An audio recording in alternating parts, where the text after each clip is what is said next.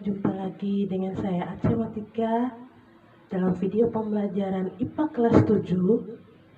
Kali ini kita akan mempelajari materi tentang Kingdom Monera. Tujuan mempelajarinya adalah agar siswa dapat mengetahui dan mengidentifikasi apa itu Kingdom Monera.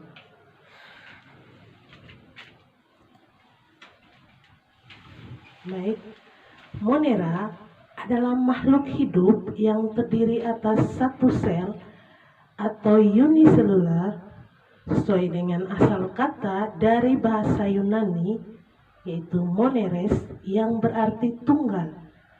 Monera tidak mempunyai membran inti sel yang disebut juga prokariotik, memiliki nukleoid atau bagian sel yang mengandung DNA, dan belum memiliki organel bermembran seperti mitokondria, kloroplas, dan badan Golgi.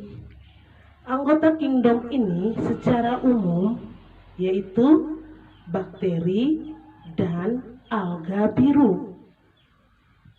Sekali lagi, anggota dari kingdom ini secara umum yaitu bakteri dan alga biru. Baik, kita masuk ke bakteri.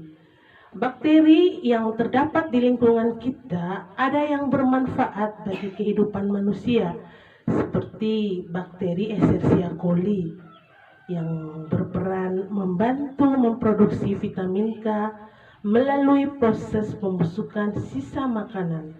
Ada pula bakteri yang berbahaya bagi kehidupan manusia, seperti Mycobacterium tuberculosis yang menyebabkan penyakit TB atau yang paling terkenal disebut juga dengan tuberkulosis paru.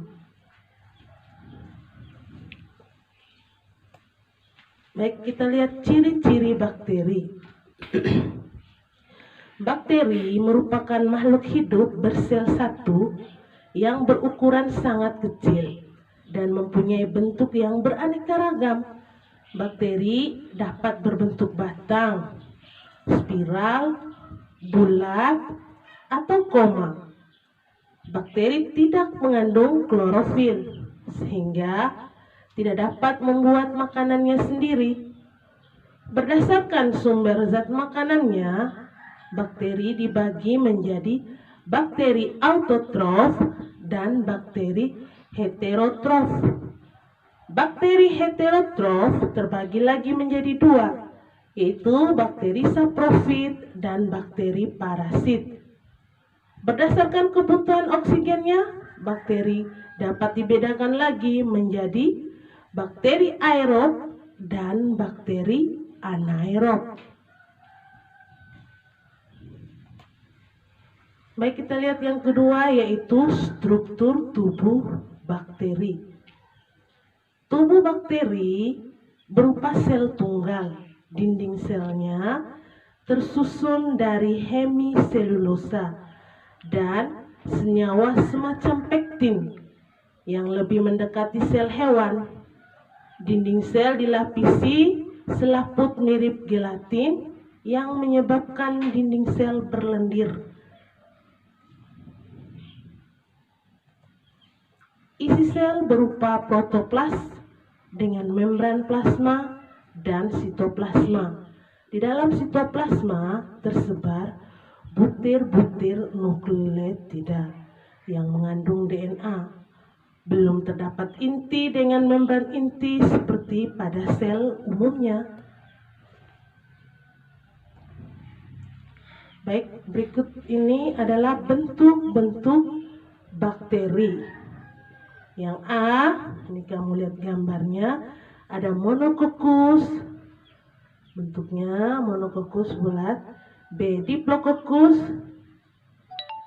C, itu staphylococcus.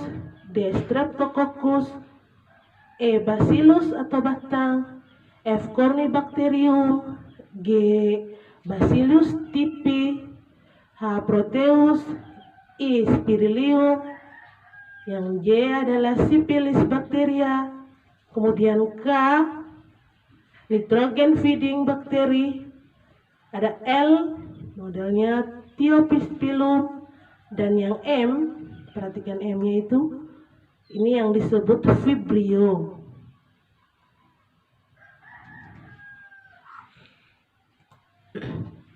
Sekarang kita masuk ke 3, yaitu reproduksi bakteri. Bakteri dapat berkembang biak secara aseksual dengan membelah diri pada lingkungan yang tepat dan sesuai. Perkembangbiakan secara seksual dapat terjadi dengan 3 cara, yaitu transformasi, konjugasi, dan transduksi. Kita lihat apa sih transformasi? Ya, transformasi adalah perpindahan potongan materi genetik atau DNA dari luar ke sel bakteri penerima. Berbeda dengan konjugasi. Konjugasi adalah penggabungan antara DNA pemberi dan DNA penerima melalui kontak langsung. Jadi untuk memasukkan DNA dari sel pemberi tadi ke sel penerima harus ada kontak langsung atau hubungan langsung. Lalu apa itu transduksi?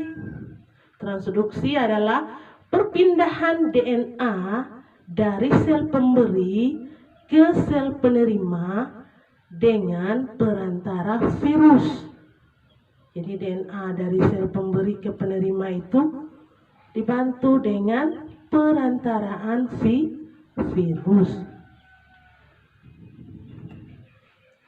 Lalu kita masuk ke 4 sekarang, yaitu macam-macam bakteri. Berdasarkan cara memperoleh makanannya, bakteri dapat dibedakan menjadi 1. Bakteri heterotrof. Bakteri heterotrof adalah bakteri yang hidup dan memperoleh makanan dari lingkungannya karena tidak dapat membuat makanannya sendiri. Hidup secara saprofit dan parasit. Jadi heterotrof ini terbagi menjadi 2. Ada saprofit, ada parasit. Nah, kita lihat apa itu bakteri saprofit, yaitu bakteri yang hidup pada jasad yang sudah mati, misalnya pada sampah, bangkai, atau kotoran. Berbeda dengan bakteri parasit. Bakteri parasit adalah bakteri yang hidup menumpang pada makhluk hidup lain. Jadi parasit ini kalau dia menumpang di makhluk hidup. Kalau saprofit menumpang pada jasad yang sudah mati. Jadi ibu ulangi lagi, parasit tadi dia hidup pada makhluk hidup. Kemudian bakteri ini biasanya bersifat merugikan makhluk hidup yang ditumpanginya karena dapat menimbulkan penyakit. Yang kedua, bakteri autotrof. Bakteri autotrof adalah bakteri yang dapat membuat makanannya sendiri.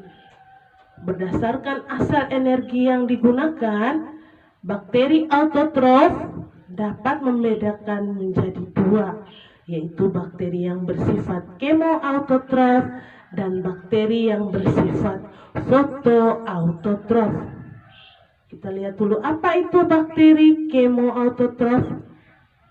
Bakteri kemoautotrof adalah bakteri yang membuat makanannya dengan bantuan energi yang berasal dari reaksi kimia. Kata kemo itu artinya kimia. Misalnya proses oksidasi senyawa tertentu. Berbeda dengan bakteri fotoautotrof. Bakteri fotoautotrof adalah bakteri yang membuat makanannya dengan bantuan energi yang berasal dari cahaya. cahaya matahari maksudnya ya. Karena kata foto artinya cahaya, kalau kemo itu artinya kimia. Jadi fotoautotrof yaitu bakteri yang membuat makanan dengan bantuan energi yang berasal dari cahaya matahari.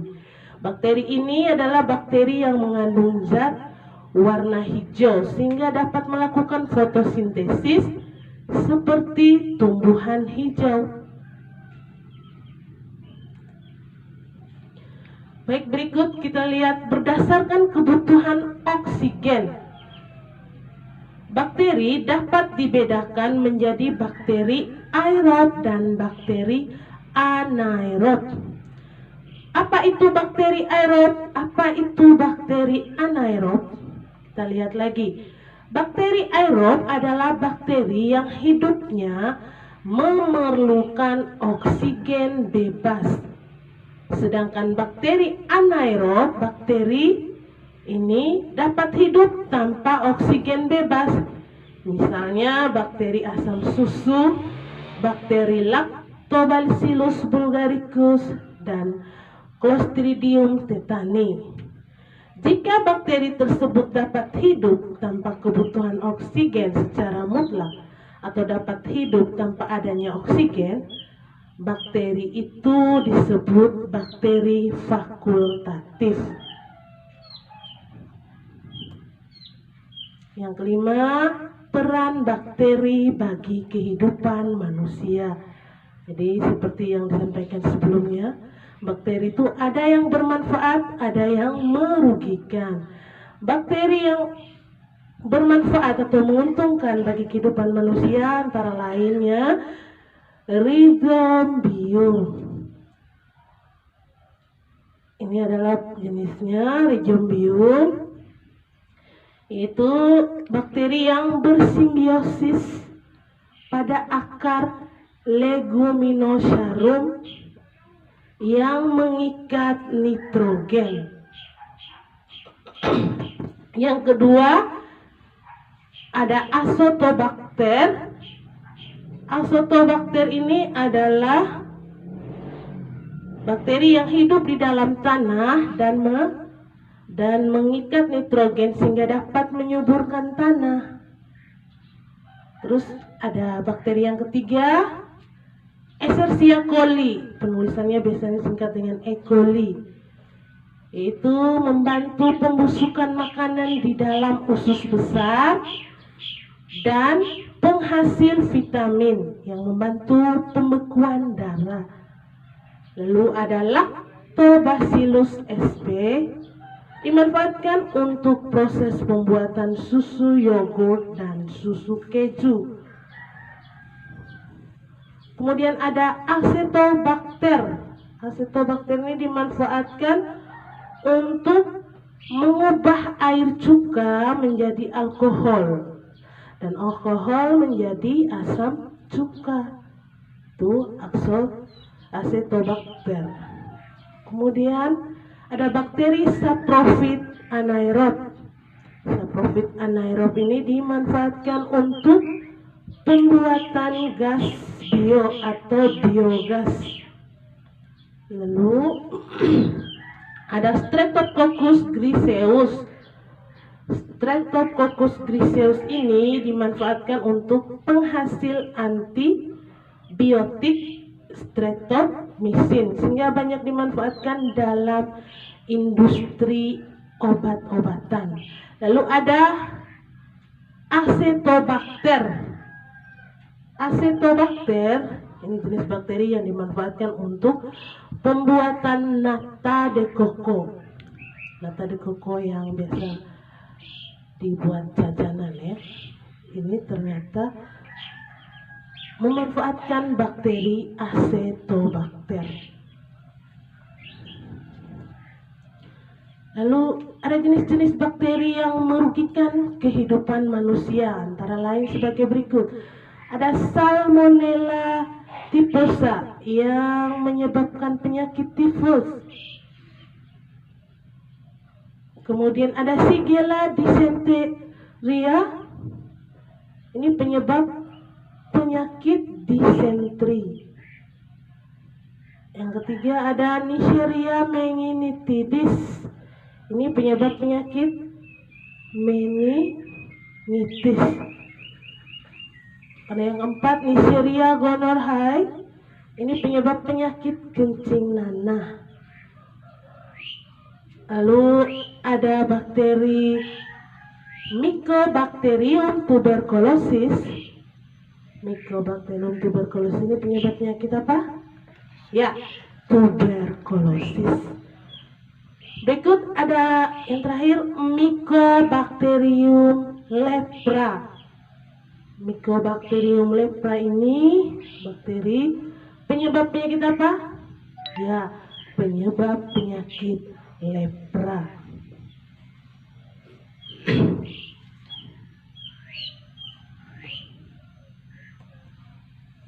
Baik, kalau tadi kita sudah bahas tentang bakteri, cara berkembang biaknya, bahkan jenis-jenisnya ada yang menguntungkan dan merugikan. Sekarang kita lihat jenis yang kedua, yaitu ganggang biru. Ganggang biru atau yang dikenal juga dengan istilah Cyanobacteria. Ganggang biru atau jenis ganggang biru Cyanobacteria ada yang bersel satu dan ada yang bersel banyak. Berkoloni membentuk untayan. Beberapa sel dengan struktur tubuh yang masih sederhana, berwarna biru kehijauan, mengandung klorofil sehingga dia autotrof. Pigmennya biru atau vigosianin dan berkembang biak dengan pembelahan sel. Sehingga dengan pembelahan sel, ganggang biru juga dapat berkembang biak dengan cara fragmentasi dan pembentukan spora khusus yang disebut dengan akinet. Fragmentasi merupakan cara berkembang biak dengan jalan memutuskan salah satu bagian tubuh ganggang dengan membentuk fragmen-fragmen. Pembelahan sel terjadi pada ganggang biru bersel tunggal, sedangkan pembelahan fragmentasi terjadi pada ganggang biru yang berbentuk filamen. Ya, contoh ganggang biru yang menguntungkan antara lain ada Gloeopsida, ada Noctox, Anabaena yang dapat menangkap nitrogen di udara. Sedangkan contoh ganggang biru yang merugikan ada Anabaena fluosaceae dan Microcystis yang menyebabkan kematian makhluk hidup di dalam air. Jadi ganggang biru yang menempel pada tembok atau batu itu dapat menyebabkan pelapukan. Jadi ini contoh-contoh ganggang biru yang menguntungkan dan ganggang biru yang menyebabkan kerugian.